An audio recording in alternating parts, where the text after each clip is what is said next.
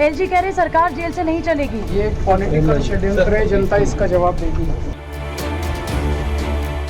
दिल्ली के मुख्यमंत्री अरविंद केजरीवाल को राउज एवेन्यू कोर्ट ने एक बार फिर ईडी की हिरासत में भेज दिया है। अरविंद केजरीवाल को 1 अप्रैल को सुबह 11:30 बजे दोबारा पेश किया जाएगा, यानी कि फिर से 4 दिनों तक अरविंद केजरीवाल ईडी के दफ्तर में रहेंगे, जहां से ईडी के अधिकारी उनसे शराब नीति घोटाले को लेकर तमाम सवाल जवाब करेंगे और कई लोगों से उनका आमना सामना भी करवाएंगे। लेकिन आपको बता दें कि आज जब अरविंद केजरीवाल की दोबारा कोर्ट में पेशी की गई, तो आखिर किस आधार पर ईडी यानी कि प्रवर्तन निदेशालय ने उनकी रिमांड दिए जाने की मांग की। दरअसल ईडी ने एक रिमांड कॉपी अदालत में दी, जिसके आधार पर 7 दिनों की रिमांड मांगी गई थी। ईडी ने अपनी रिमांड कॉपी में कहा है अदालत के सामने कि अरविंद केजरीवाल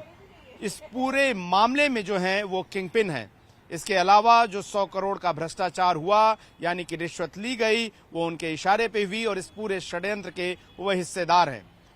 लेकिन कुछ और बातें ईडी ने अपने रिमांड कॉपी में इस बार जोड़ी हैं जो बेहद अहम है। पहला ये कि अरविंद केजरीवाल के घर से जो डिजिटल डिवाइस यानी कि फोन, टैब्स मिले थे, उनके डेटा का क्या हुआ। ईडी ने बताया है कि अरविंद केजरीवाल की पत्नी सुनीता केजरीवाल के फोन का जो डेटा है उसे डंप किया जा चुका है, लेकिन उनके 4 और मोबाइल फोन के डेटा को डंप नहीं किया जा सका है, क्योंकि दिल्ली के मुख्यमंत्री अरविंद केजरीवाल ने उन मोबाइल फोन का पासवर्ड नहीं दिया है और ये कहा है कि वो अपने वकीलों से बात करने के बाद ही इनका पासवर्ड देंगे। तो क्या इन 4 अन्य मोबाइलों में महत्वपूर्ण जानकारी हो सकती है इस कथित शराब नीति घोटाले को लेकर। इसके अलावा ईडी ने अपनी रिमांड कॉपी में कहा है कि हमने पंजाब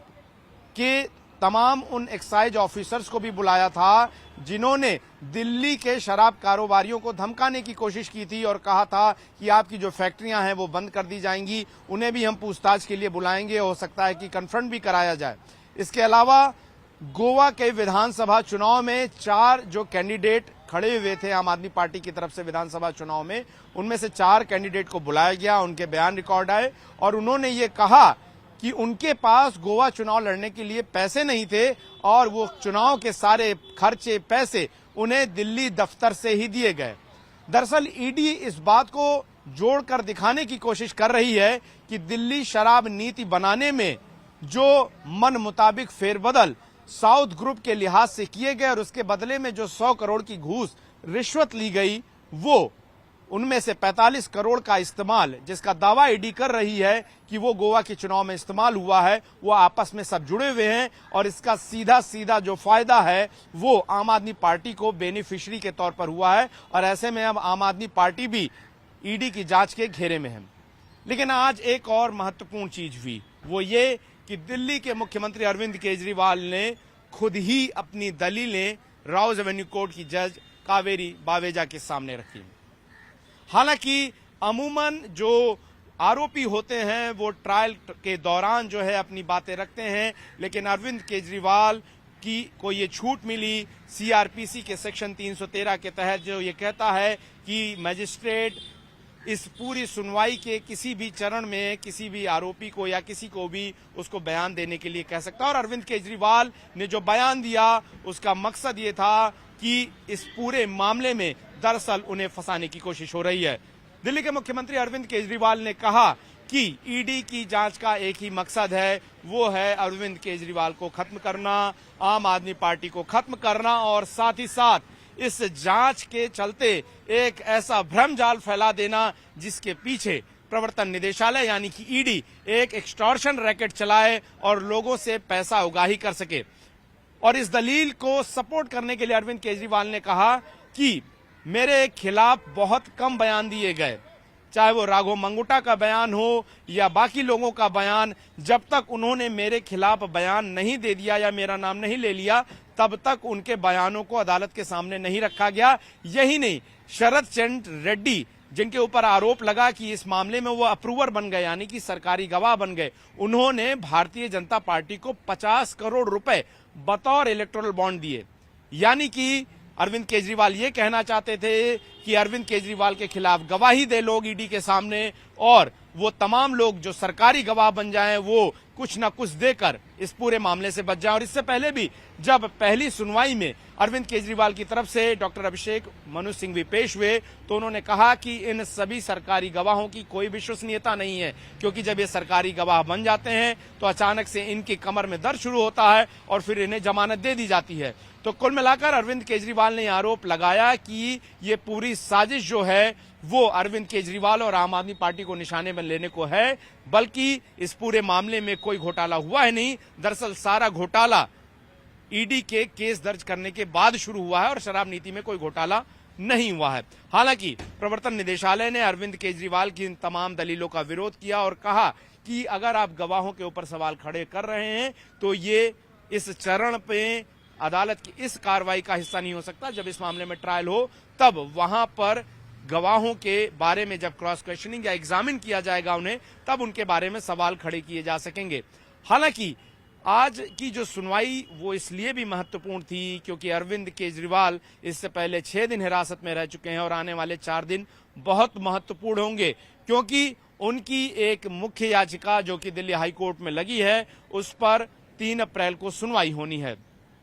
अरविंद केजरीवाल ने दिल्ली हाईकोर्ट में याचिका डालकर राहत की मांग की थी, खुद को रिहा किए जाने की मांग की थी, लेकिन हाईकोर्ट ने उस पर जल्द सुनवाई नहीं की। अब ऐसे में अरविंद केजरीवाल अगर 1 तारीख तक हिरासत में तो रहते हैं, यानी कि उनकी 10 दिन की पुलिस हिरासत खत्म हो जाएगी और उसके बाद उन्होंने कानूनी तौर पर 4 दिन यानी कि टोटल 14 दिन ही हिरासत में रखा जा सकेगा। तो अब सवाल यह है कि आने वाले 4 दिनों में प्रवर्तन निदेशालय अपनी जांच में क्या नए एंगल लेकर आता है।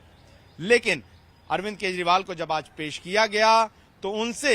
हाल ही में उपराज्यपाल एलजी विनय सक्सेना जो कि टाइम्स नाउ नव भारत के समिट में आए थे और उनसे पूछा गया कि क्या जेल से सरकार चलेगी, तो उन्होंने कह दिया कि मैं जेल से सरकार नहीं चलने दूंगा। यानी कि संविधान ये शक्ति देता है केंद्र शासित प्रदेश दिल्ली के उपराज्यपाल को कि अगर उसे लगता है कि दिल्ली में संवैधानिक संकट है तो वो राष्ट्रपति शासन लगाने के लिए अनुशंसा दे सकता है, राष्ट्रपति को सलाह दे सकते हैं। लेकिन अभी तक ऐसा हुआ नहीं है। आम आदमी पार्टी का कहना है कि दिल्ली के मुख्यमंत्री ही सरकार चलाते रहेंगे जेल से, और कोई भी संविधान का कानून, कोई भी किताब ये नहीं कहती है कि जेल जाने के बाद वो मुख्यमंत्री नहीं बने रह सकते हैं या वो वहां से सरकार नहीं चला सकते हैं। ऐसे में ये नैतिकता का दबाव जरूर हो सकता है लेकिन कानूनी दबाव जरूर नहीं है। लेकिन अब सवाल यह है कि दिल्ली के मुख्यमंत्री अरविंद केजरीवाल और उनके वकीलों का नेक्स्ट स्टेप क्यों होगा, क्या होगा, क्योंकि पिछले 6 दिनों के रिमांड में भी और आने वाली 4 दिनों के रिमांड में भी तमाम सवाल विरोधियों द्वारा खड़े किए जा रहे हैं और जनता के मन में भी कहीं न कहीं आ रहे हैं कि आखिर क्या सरकार दिल्ली की प्रभावी रूप से चल पाएगी। अब देखना यह है कि दिल्ली के मुख्यमंत्री को हाईकोर्ट से राहत मिलती है या नहीं, जहां पर उन्होंने ईडी के इस पूरे रिमांड को चैलेंज दे रखा और कहा है कि उनकी पूरी गिरफ्तारी जो है वो गलत तरीके से हुई थी, जो कि 21 मार्च को रात 9:05 पर ईडी द्वारा की गई थी। आपको बता दें कि दिल्ली का शराब नीति घोटाला एक लंबे समय से चला आ रहा जांच का विषय है, जिसमें न सिर्फ प्रवर्तन निदेशालय बल्कि सीबीआई भी जांच कर रही है। और इसमें आम आदमी पार्टी के तमाम बड़े नेता जो हैं वो फिलहाल तिहाड़ जेल में हैं, चाहे वो आम आदमी पार्टी के राज्यसभा सांसद संजय सिंह हो या उप मुख्यमंत्री और उस वक्त आबकारी विभाग के मंत्री मनीष सिसोदिया हो या फिर अन्य नेता। और जिस तरीके से इसमें एक के बाद एक आरोप लग रहा है और दिल्ली के मुख्यमंत्री अरविंद केजरीवाल की गिरफ्तारी हुई है, अब सवाल ये भी खड़े होने लगे हैं कि क्या ईडी जिस कानून के तहत काम करती है यानी कि पीएमएलए, उसके सेक्शन 70 के तहत अब आम आदमी पार्टी को भी इस मामले में बेनिफिशियरी घोषित करके जो है कहीं न कहीं बंद करने की कोशिश या पार्टी पर किसी तरह की कार्रवाई की कोशिश होगी, जिस बात की आशंका आम आदमी पार्टी के नेताओं के बीच दबे जुबान हो रही है। क्योंकि पीएमएलए का कानून ये कहता है कि अगर हवाला के जरिए, रिश्वत के जरिए कोई भी पैसा किसी भी राजनीतिक दल को प्राप्त हुआ और उसने उन पैसों का इस्तेमाल किसी भी तरह के चुनाव को लड़ने में किया है, तो ऐसे में उसे उस प्रोसीड ऑफ क्राइम यानी कि हवाला और रिश्वत के पैसों का लाभार्थी माना जाएगा। और ऐसे में चुनाव आयोग चाहे तो सभी फैक्ट्स को देखने के बाद उस पार्टी की मान्यता को खत्म कर सकता है। लेकिन फिलहाल टाइम्स नाउ भारत पर सबसे बड़ी खबर यही है कि दिल्ली के मुख्यमंत्री अरविंद केजरीवाल को 1 अप्रैल तक ईडी की हिरासत में भेजा गया है और पहले के ही आदेश के मुताबिक दिल्ली के मुख्यमंत्री अरविंद केजरीवाल की पत्नी सुनीता केजरीवाल और उनके 2 वकील उनसे ईडी की हिरासत में मुलाकात कर सकेंगे। लेकिन सवाल यह है कि क्या इससे पहले गिरफ्तार हुई के कविता को अरविंद केजरीवाल के साथ कन्फ्रंट कराया जाएगा, जिनके दबाव में दिल्ली की शराब नीति में मनमाफिक बदलाव हुए और 100 करोड़ देने का आरोप ईडी ने लगाया है कथित तौर पर हवाला के जरिए। इसके अलावा पंजाब में जो एक्साइज ऑफिसर्स हैं उनके बयानों का क्या होगा, गोवा में आम आदमी पार्टी के जो कैंडिडेट्स जिस तरीके का बयान दे रहे हैं उनको भी लेकर क्या कन्फ्रंट कराया जाएगा, ये तमाम चीजें जाहिर तौर पर ईडी अपने अगली पूछताछ के अंदर जाहिर तौर पर निपटा लेना चाहेगी। सीएम सर, एलजी सेइंग कि सरकार जो है वो जेल से नहीं चलेगी। What would you like to say on this? LG कह रहे सरकार जेल से नहीं चलेगी। ये पॉलिटिकल षड्यंत्र है, जनता इसका जवाब देगी।